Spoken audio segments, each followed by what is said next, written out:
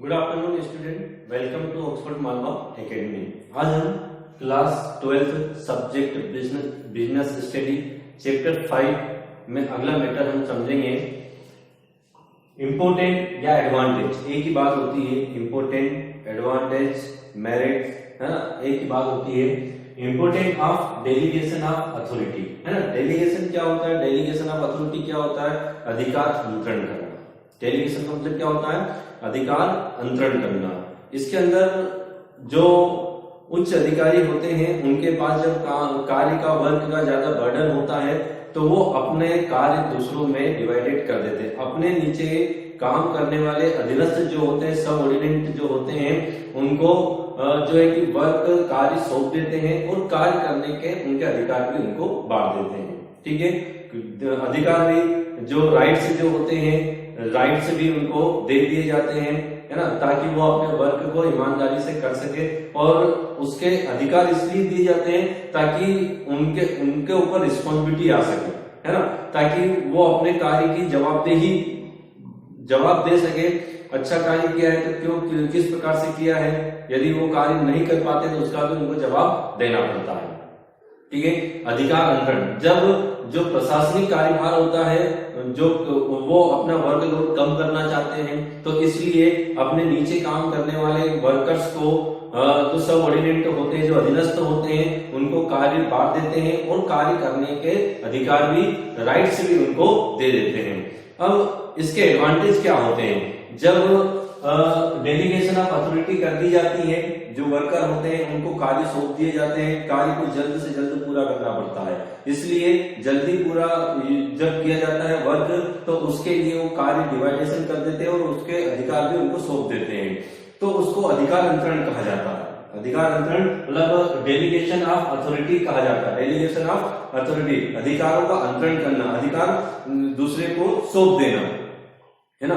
जैसे कि कोई स्कूल है और वहां पर जो प्राचार्य यदि किसी दिन एब्सेंट रहता है तो वो छुट्टी पर जब जाता है तो अपने जो राइट्स है वो किसको, वाइस प्रिंसिपल को सौंप कर चला जाता है ना। अपने अधीनस्थ कर्मचारी को वो कार्य सौंप देता है। ठीक है। तो उसी प्रकार से जो इसमें भी बिजनेस के अंदर भी होता है, जो उच्च अधिकारी होते हैं वो अपने कार्य अपने अधीनस्थ जो काम करने वाले, अपने नीचे काम करने वाले वर्कर को सौंप देते हैं। अब इसके क्या एडवांटेज मिलते हैं? जब प्रशासनिक कार्यभार जब कम कर दिया जाता है, अपने अधीनस्थ वर्कर को जब कार्य सौंप दिया जाता है और उसके राइट्स भी दे दिए जाते हैं, अधिकार भी उसको दे दिए जाते हैं, रिस्पॉन्सिबिलिटी भी दे दी जाती है, तो उसकी क्या एडवांटेज मिलते हैं, क्या उसके क्या इंपोर्टेंस है, उससे क्या होता है? देखना, फर्स्ट वाला पॉइंट है relief to top executives. Relief to top executives, जो टॉप लेवल का जो प्रशासन होता है उसका कार्यभार क्या हो जाता है, कम हो जाता है। उनका कार्यभार कम हो जाता है ना। वो रिलीफ महसूस करते हैं, है ना। जब किसी व्यक्ति का कार्यभार जो होता है, वर्कलोड जब कम हो जाता है तो वो अपने आप में रिलीफ महसूस करता है। और जब कोई व्यक्ति जब रिलीफ हो जाता है, उसके ऊपर जब कोई ज्यादा वर्कलोड नहीं होता है तो वो अपना खुद का जो काम है वो अच्छे से कर सकता है, मन लगाकर उस वर्क को कर सकता है। तो जो रिलीफ टू टॉप एग्जीक्यूटिव, उनका कार्यभार कम हो जाता है, एक तो ये फायदा मिलता है ना। सेकंड है क्विक डिसीजंस। क्विक डिसीजंस, यहाँ पर कार्य के साथ साथ उनको राइट्स भी दे दी जाती है ना, अधिकार भी दे दिए जाते हैं कि आप अपने कार्य के लिए कोई भी डिसीजन ले सकते हैं, है ना। उस कार्य को पूरा करने के लिए जो भी डिसीजन उनको लेना है वो ले सकते हैं। तो जब किसी को राइट्स होते हैं, वर्क के साथ साथ उनको राइट्स भी दे दिए जाते हैं, तो वो जो अपने हिसाब से कोई भी डिसीजन ले सकता है उस कार्य को पूरा करने के लिए। ठीक है। नेक्स्ट पॉइंट है आपका मीन्स ऑफ कोऑर्डिनेशन, मतलब जो यहाँ पर जो उच्च अधिकारी होते हैं वो अपने अधीनस्थ को कार्यभार सौंप देते हैं, उनको राइट्स दे देते हैं, है ना। उनके जो उच्च अधिकारी होते हैं उनके अकॉर्डिंग और जो निचले स्तर के कर्मचारी होते हैं उनके बीच तालमेल, कोऑर्डिनेशन बना रहता है, समन्वय बना रहता है। क्योंकि उच्च अधिकारी अपने अधीनस्थ को कार्य सौंपते हैं, उनको वही राइट्स देते हैं, तो इसलिए उनके बीच एक जो है कि एक अच्छा तालमेल, कोऑर्डिनेशन, समन्वय बना रहता है। ठीक है। नेक्स्ट पॉइंट है आपका इंक्रीजिंग मोरल ऑफ एम्प्लॉइज।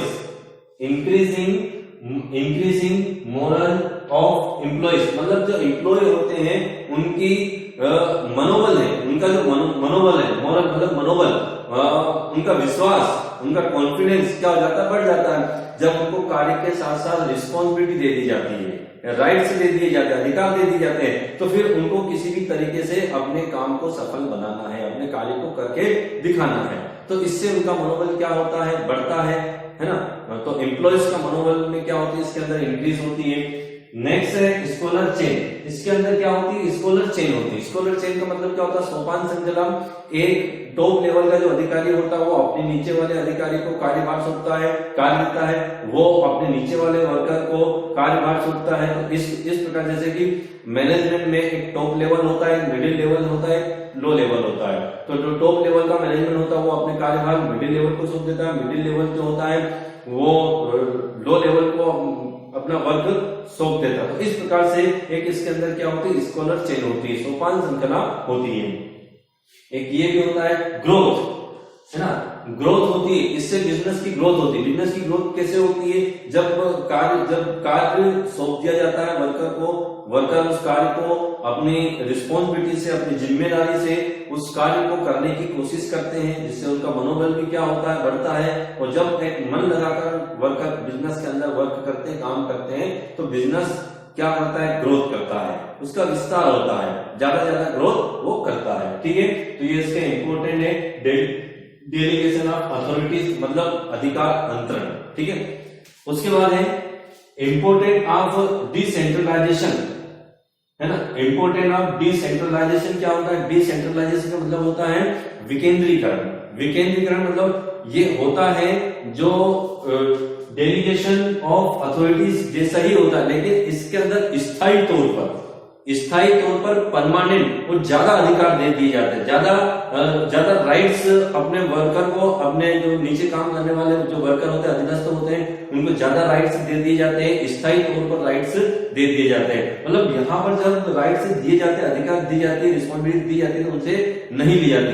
जबकि इसके अंदर क्या होता है, अधिकार अंतरण में क्या होता है, डेलीगेशन ऑफ अथॉरिटी में क्या होता है, एक बार राइट्स देने के बाद कार्य पूरा होने से उनके राइट्स वापस से ले लिए जाते हैं। लेकिन यहाँ पर परमानेंटली राइट्स जो होते हैं डिसेंट्रलाइजेशन में दिए जाते हैं। अब जब इस प्रकार का डिसेंट्रलाइजेशन होता है तो बिजनेस को क्या प्रॉफिट होता है, उसके क्या एडवांटेज है वो हम समझेंगे। ठीक है, less the burden of top level, मतलब जो टॉप लेवल जो प्रशासन होता है, मैनेजमेंट होता है, उनका जो कार्यभार, जो बर्डन होता है वो क्या हो जाता है, कम हो जाता है। और जब किसी व्यक्ति का कार्यभार कम हो जाता है, बर्डन कम हो जाता है, तो वो अपने जो बचे हुए कार्य है उसमें ज्यादा मन लगाकर कार्य करता है। ठीक है, नेक्स्ट पॉइंट है बेटर डिसीजंस।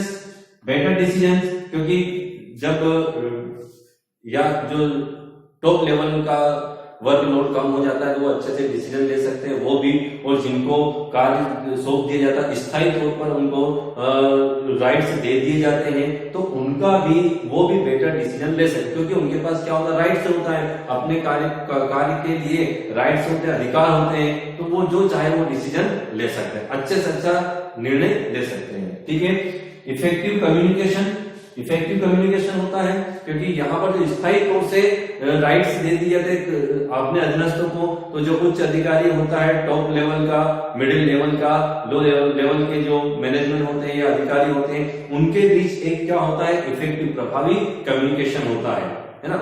उसके बाद क्या कौन सा पॉइंट है, ग्रोथ, विकास होता है। सेम उसके जैसा पॉइंट है कि इसके अंदर जब स्थायी तौर पर जब वर्कर्स को, अधिकारियों को जो रूल्स राइट्स दे दिए जाते हैं, तो भी इससे वो मन लगा कार्य करते हैं, तो इससे उनका भी विकास होता है।